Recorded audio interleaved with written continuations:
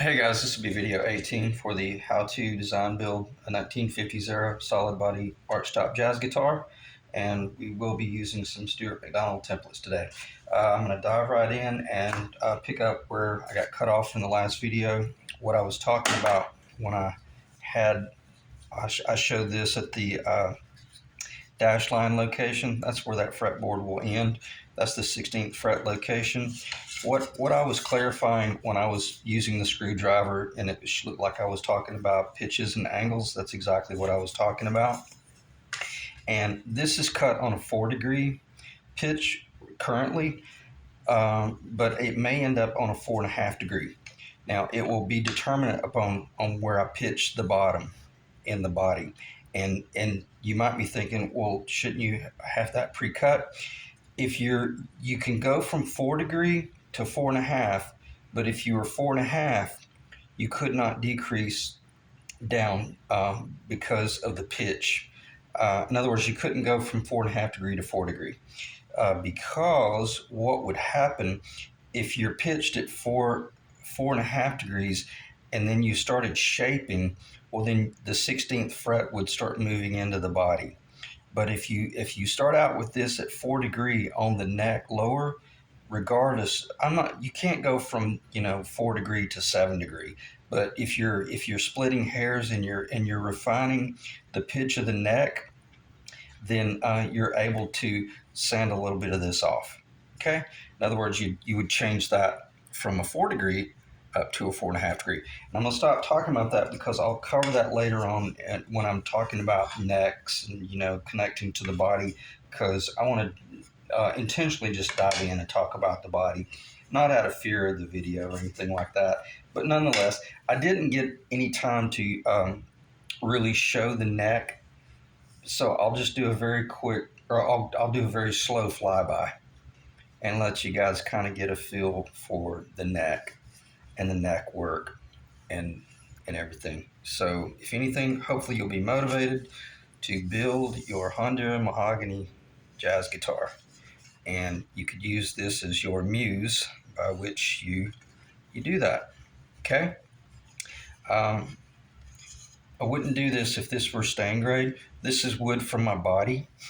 Okay. And but since this is paint grade, it is Honduran mahogany, but from my body wood. But nonetheless, it turned out really well. So nonetheless, let me stop talking about that. But that's the heel on the 55 that I've been using as my muse to capture that. And I got a message from the client last night. He's really happy with what he sees. Look at that, I got it on upside down. And he says, leave it, man. He wants it nice and fat. So that's your neck. That is the EN 55. All right, let's stop talking about that. Let me move it over here so it doesn't get damaged. Out of sight, out of mind, and we're 3 minutes and 19 seconds. I may just start getting to the point where I just do fast videos. Sometimes I cover more when I'm in a bit of a hurry. All right, ran into a bit of a. This had always been in the back of my mind, and he even agreed. Let's lighten the load a little bit. So before I get cut off, let's do this. Let's just let me do this first. I'll weigh it so that if there's someone that is hearing impaired, they can see that we dropped down to 4.378. Okay. 1,986 grams. We'll do the math later. All right, let me get that out of the way. Let's talk about, fix that so it doesn't slide off the table. Let's talk about tone and change. All right, so we know earbuds out, volume down. You ought to know that by now in this video series. All right, ready?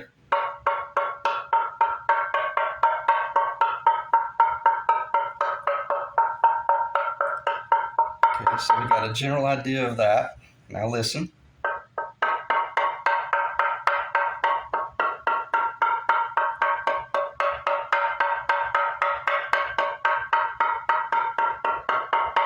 Virtually no change. And listen to this dead spot right in here. This will be the nodal point for this body. That whole pocket is dead as a doornail. There's nothing there. Is that bad? Not going to start talking about it. It's just, it is what it is.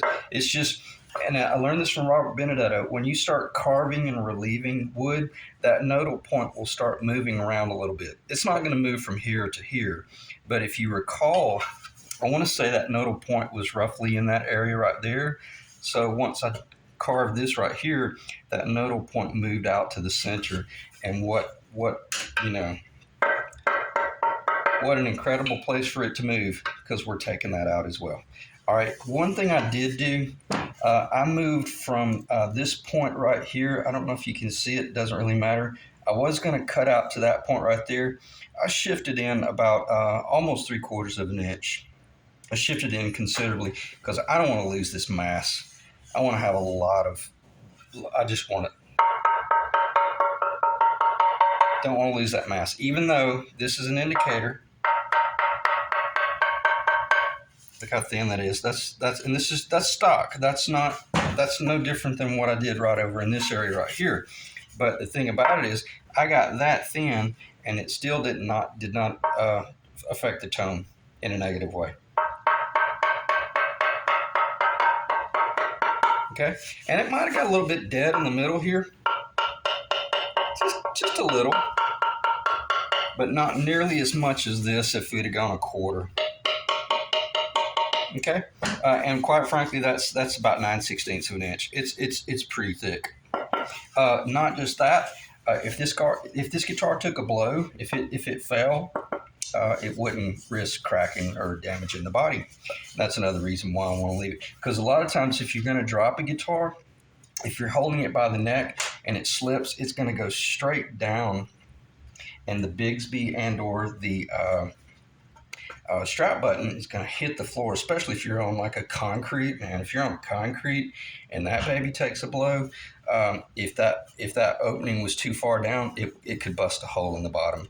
So that being a good solid 1.25 inch thick down there, you can drop it and it won't.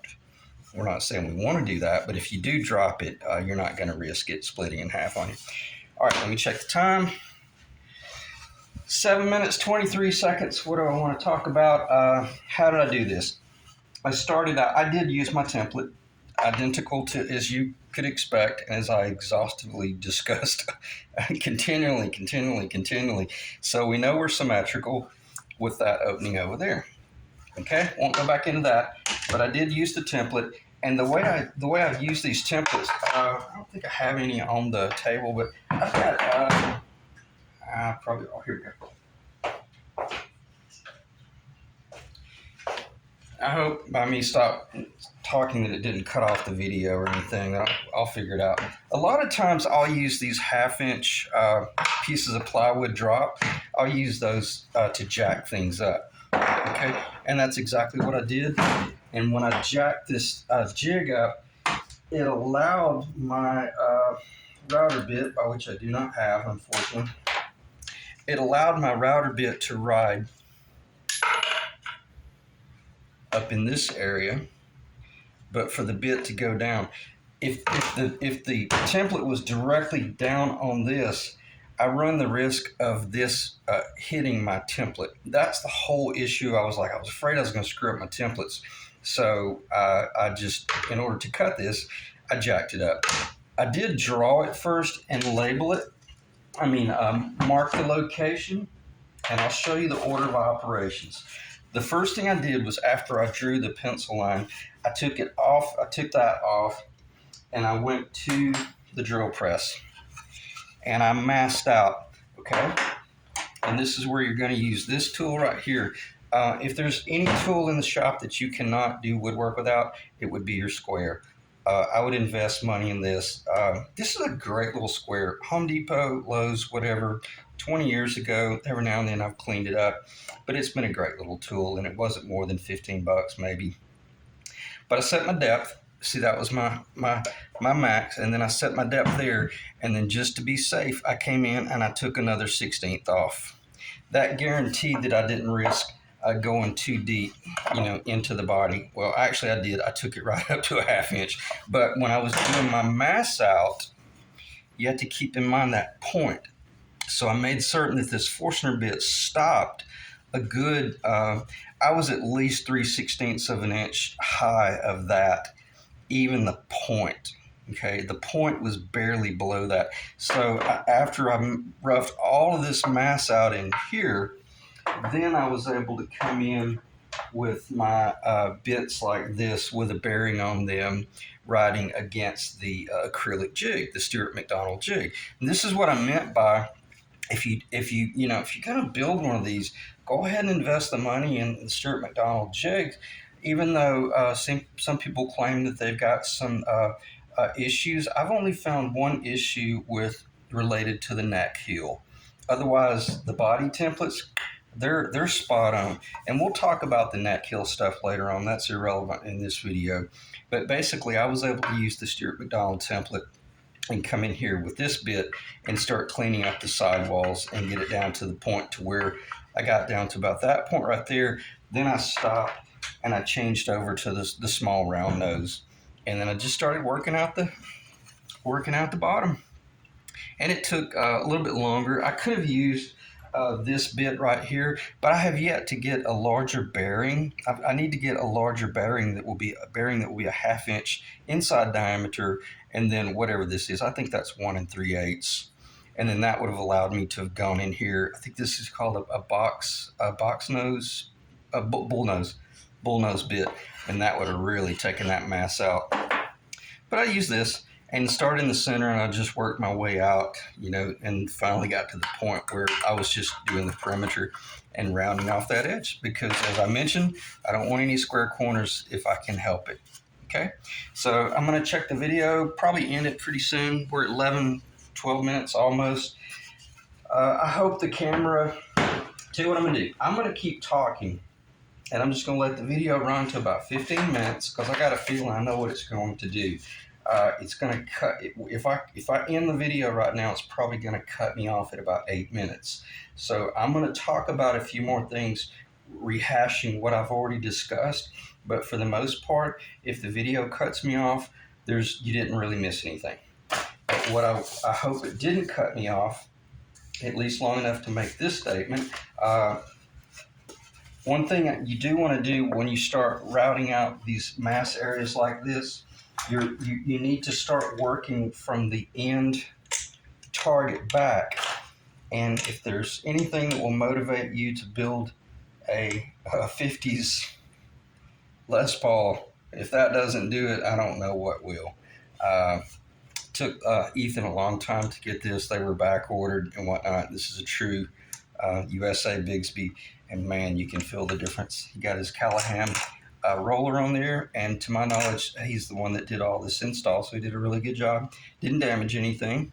Looks nice. Very, very presentable. And once this thing turns into an arch top, well, look, it almost tried to do it on its own. Then that will, that'll pitch up with the body. Okay, but where I'm going with this is you can use your finish items like this to determine, well, I got to have a ground wire going in here, so this way you can track the ground wire location. Okay, and then you can also realize that, okay, I got to put a screw there and a screw there, and if this was going to be a Les Paul Jr., it's a flat top, but we're going to do the B7 Bigsby, well, then I sure as wouldn't want to come in back here on the back and route out all of this area right here because I need that location to run a screw through. Okay, now it won't matter on the Les Paul because the top's going to be close to a 1/2 inch right here, probably about 3/8 of an inch thick right in that area because of it arching up. Okay, so you don't have to really worry about anything. One thing I will say, from a weight standpoint, I lost 3.18 pounds, and this is ridiculous that I didn't mention that earlier before the video started running long. I'm going to hold it up in case the video cut me off. There was once I routed every bit of that out, I lost 0.318 deduct. Okay, so right now I'm looking at a 9.592 pound Les Paul, but I'm going to take it further because that's best case scenario. I'll be lucky if we get 9.592. that's could turn into 9.6, which you're really not going to feel the difference between a 9.6 pound Les Paul and a 9.9 pound Les Paul. So I'm taking this out as well, and only because the client said, yeah, let's go for it. I don't want to have to hold a concrete block, and also because it's so dead in that area anyway from the nodal standpoint. I don't think we're going to be affecting tone at all. One thing that I may consider doing is, since we're not doing anchors, we're not doing any anchors here. I may take. I should have gotten a better pencil. I may take. See, as I had this box right here, I may just shift this up, and I may take it out up to about right there. Don't know. I'll put a question mark there in case the videos cut me off. If that's kind of my question mark. I always do a 2. So nonetheless, I'm thinking, I don't know. Do I take that out? I don't know. Okay, I'm gonna end the video right there, and hopefully it recorded. But nonetheless, when I do the next video, I'm gonna at a minimum route this out first, and then I'm gonna determine what it did to the weight. And if it didn't do much to the weight, I may go a little further, but not too much. Okay, so let me end the video right there. And again, I'm just going to let it continue to run a little bit. Hopefully it's still recording, but I'm just going to let it run a little bit, get organized, and then later on we'll talk about T88 for the top. I'll be using the T88 here and then the T88 there, and that will be done here in about an hour or 2, and then I'll glue it up. It'll be finished, all right, or at least ready to dry for about a day and a half to 2 days, and then I'll probably start working it again. All right, so we are at 17 minutes. Hopefully it